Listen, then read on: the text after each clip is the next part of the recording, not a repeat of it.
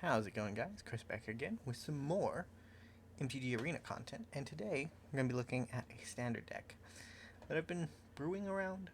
One of the favorite archetypes of mine from Magic's recent sets, it's been a long time, really, is Treasures.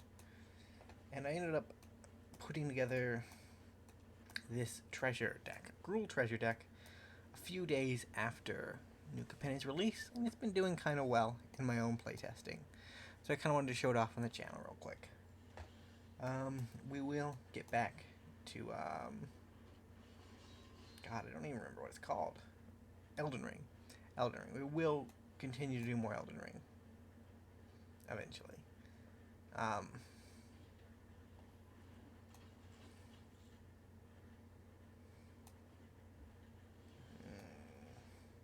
well, that works out.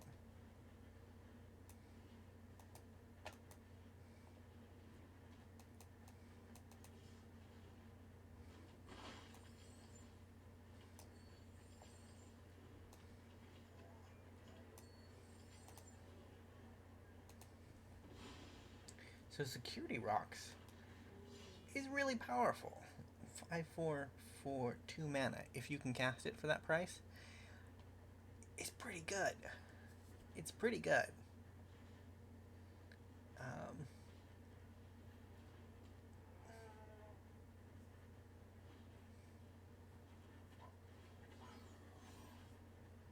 hmm.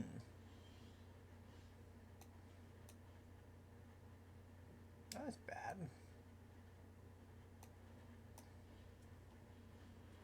Well, it can't block us all.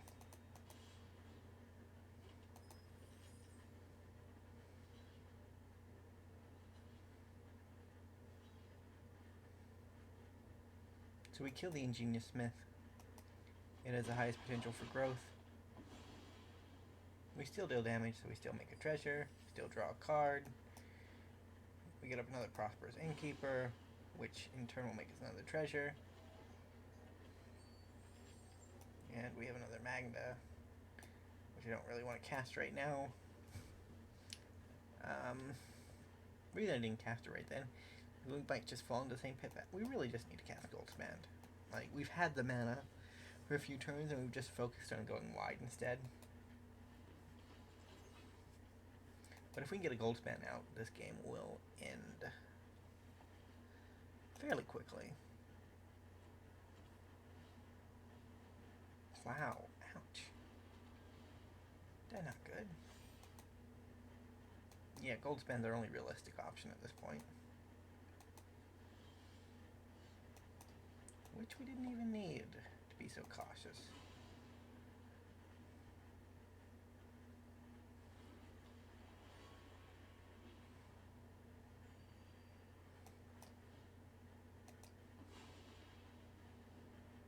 So I'm going to swing in with Rocks and Goldspan.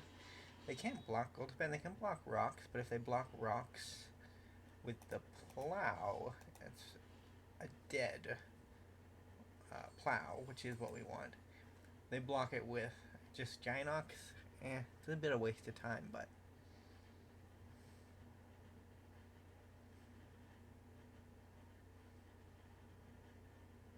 so they could double block. And that'd also be fine with me, because it gets rid of 2 creatures for the price of 1. Yeah, I'm going to take out the Smith.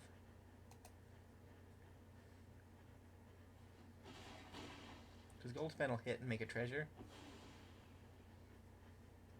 Professional Facebreaker is really good. It's just a really good card. Whenever one more creature you control deals combat damage to a player, create a treasure, sacrifice a treasure, exile the top card of your library. It's card advantage and ramp in a single card for 3 mana. That's really good. It's really, really good.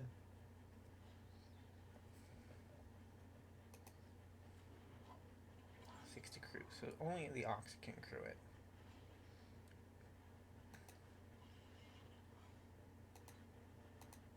We can just shove an Innkeeper in front of it.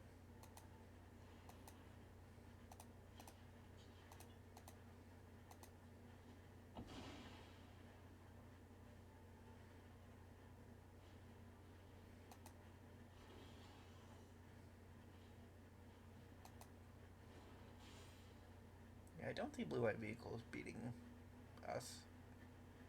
They could, though. Be exciting.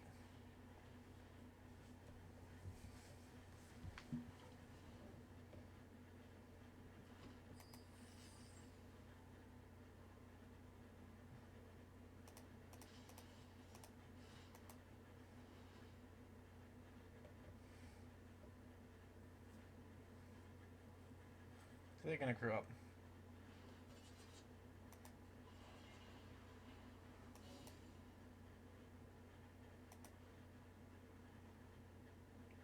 They can block an Innkeeper and Magda. That's it. They can double block Facebreaker, but I don't think it's worth it.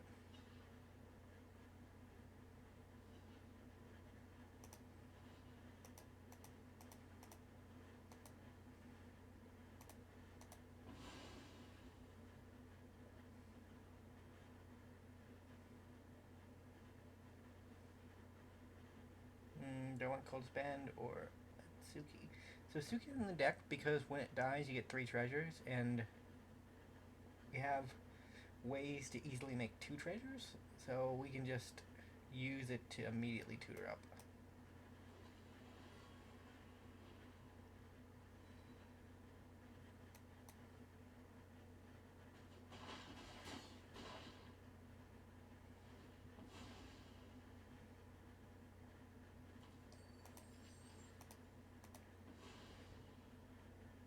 Stimulus package is also really strong. Just turning spare treasures into creatures. Like, we're making 2 1/1s every turn, 3 1/1s every turn, for essentially a 2-mana investment. That's really good.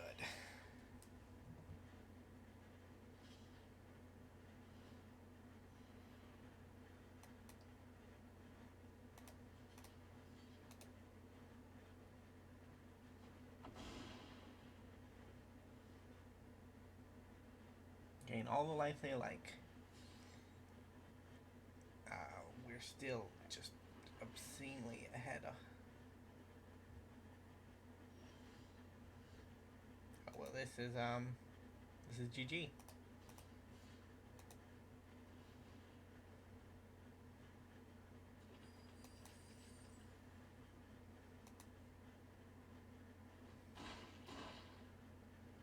So the weirdest thing about this deck is how reliably it can cast a 10 mana spell. Sure.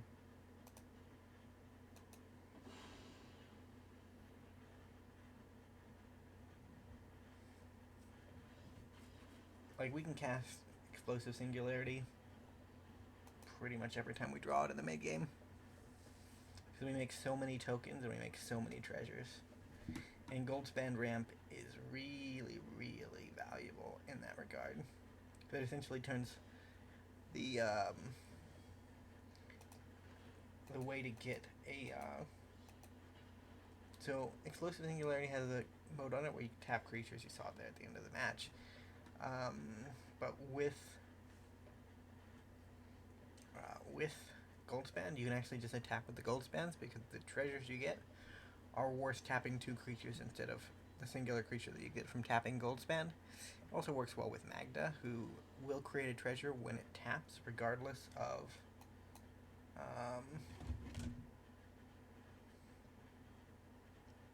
this isn't our best hand, but we'll keep it.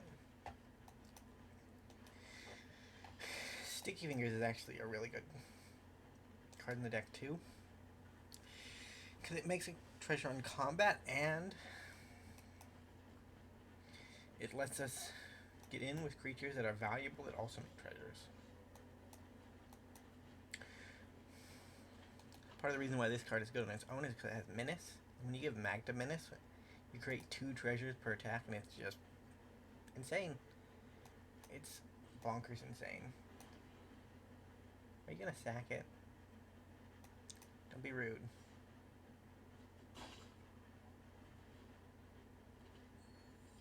You got 2 mana, so they can like Plumb the Forbidden or something. Yeah, Village Rites, Ryoji.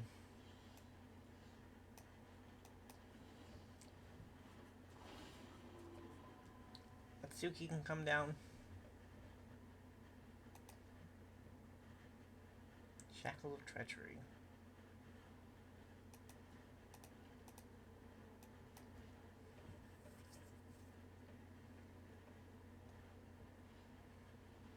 Again.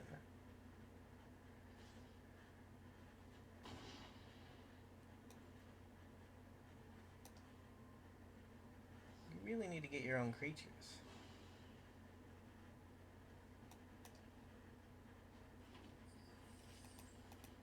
But they're playing my deck very well.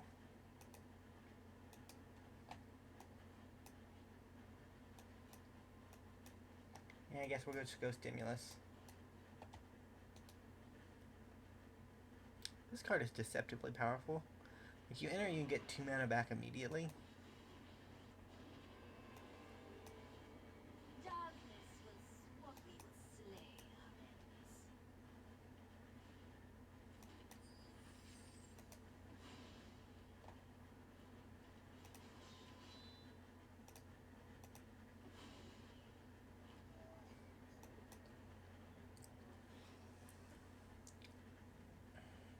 I don't think we're going to win this one.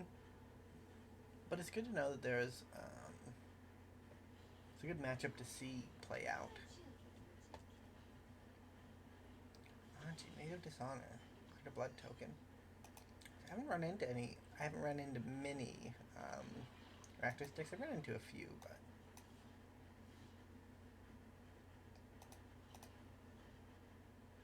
Right, you have Menace. Okay, I don't want to block that anyways.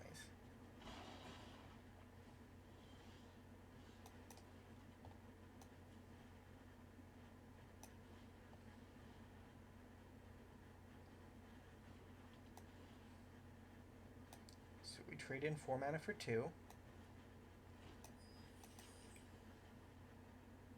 We suit up our Magda.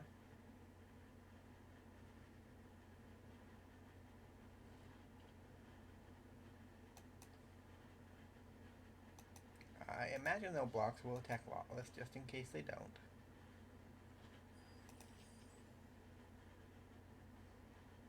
Black Market Tycoon is really risky in the deck.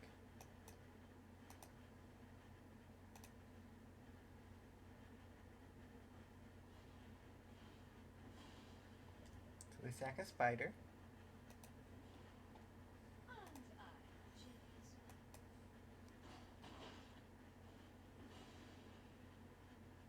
Just drop a card. Play a Locks. Rocks.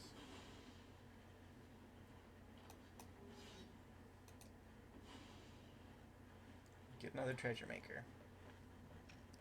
So we have 3 2-drop creatures that just make treasures. 2 of them have been in standard for a while. You got Magda and the little guy. Prosperous Innkeeper. But you also have Black Market Tycoon from Streets of New Capenna. He's a bit more risky because he will murder you with your treasures. But as long as you got a Stimulus package down, you can just sack the treasures, so it's not a problem. If you really need to save them, you can. So game 2 was a little rougher.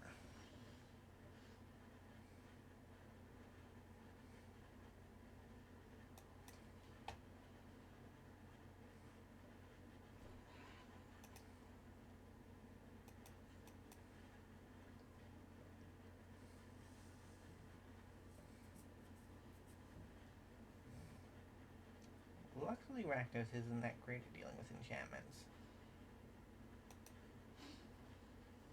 Prosperous Innkeeper, so they're not going to get much value off me.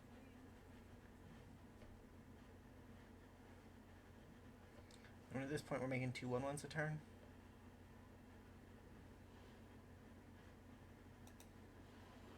They are just burying us in card advantage, though.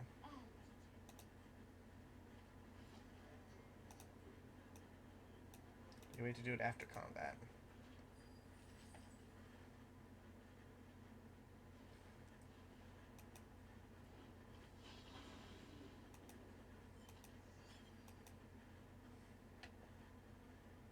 So I did try out Jund Sacrifice, and I think Jund Sacrifice probably has a stronger shell to it. It's just figuring out all the intricacies with not something that was quick enough in the time frame I had to build this deck. Like, the Gruul variant is just aggressive. It's just aggressive. There's not much legwork that goes into making it work.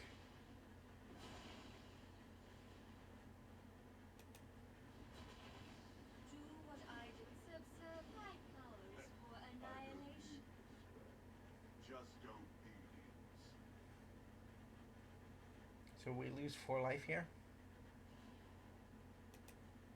No. We only lose 2.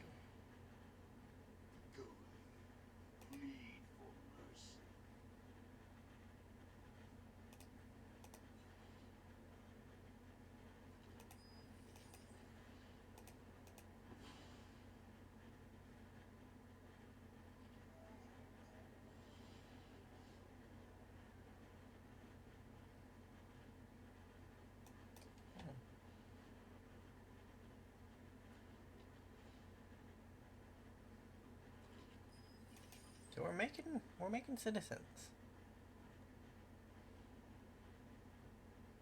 I think we're just dead though. This is not the board state you recover from. Your punishment is my entertainment. This card is cool though. You work for me now. Ob Nixilis is really powerful. Like, he's not great in certain contexts, but generally he does a lot of work when he's on the battlefield.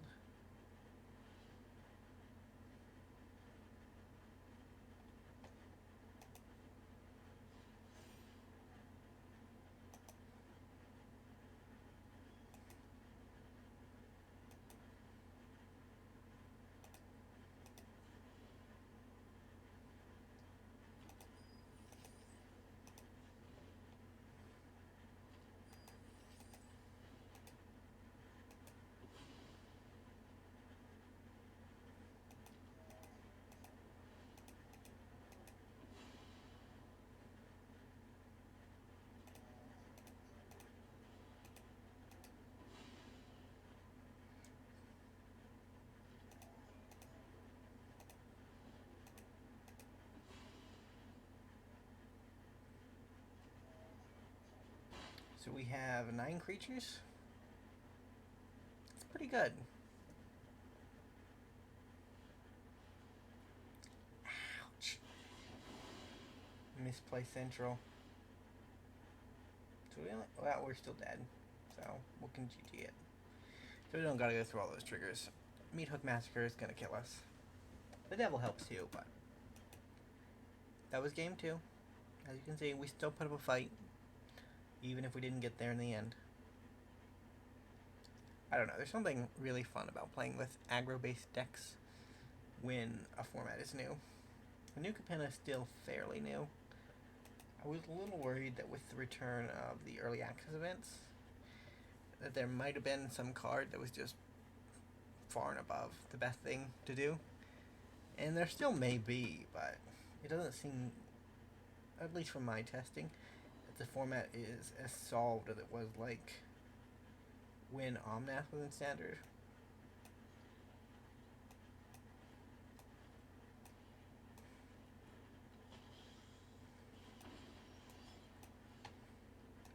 One of the weaknesses of this deck is that it doesn't really have a good 1-drop. Hence why we're playing the 1-mana enchantment. It's a 1-drop, it's just not meant to be played on turn 1.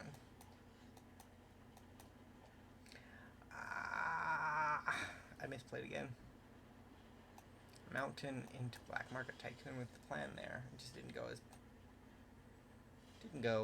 as planned.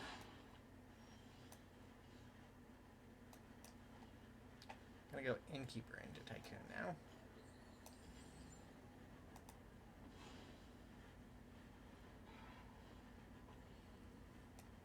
So next turn we can go package into Rocks.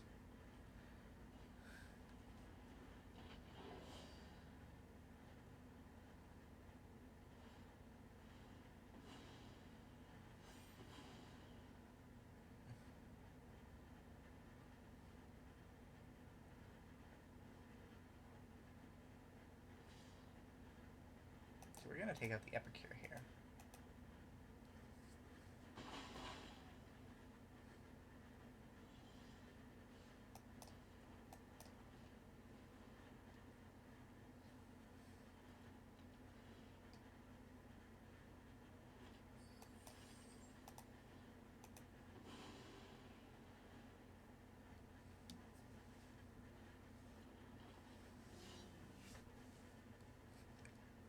So the Bloodline Harvester can still take it out, which is a problem.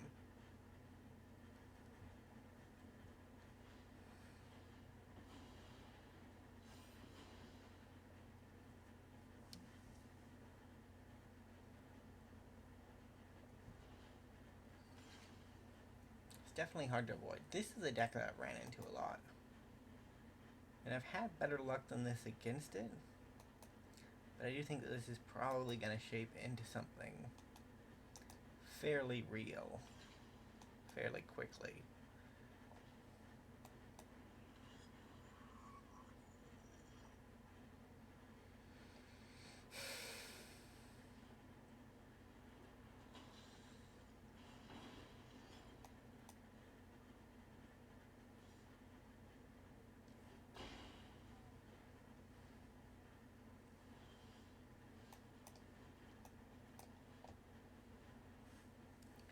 Yeah, I think we just die. I think we got out aggroed.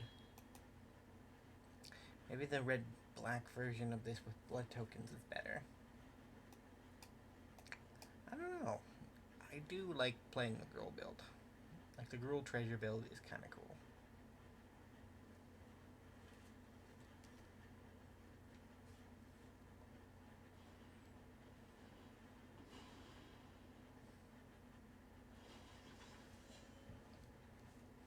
So I got a Meat Hook Massacre.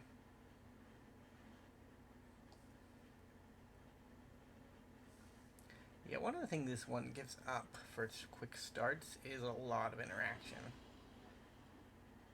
Which generally doesn't matter all that much, but you see, like, there are games where it gets us pretty hard. Last game was probably a better example of that.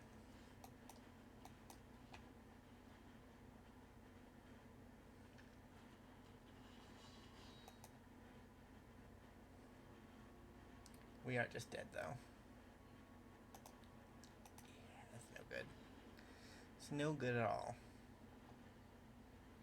Well, thank you guys for sticking around, watching me play around with the deck that I've been brewing.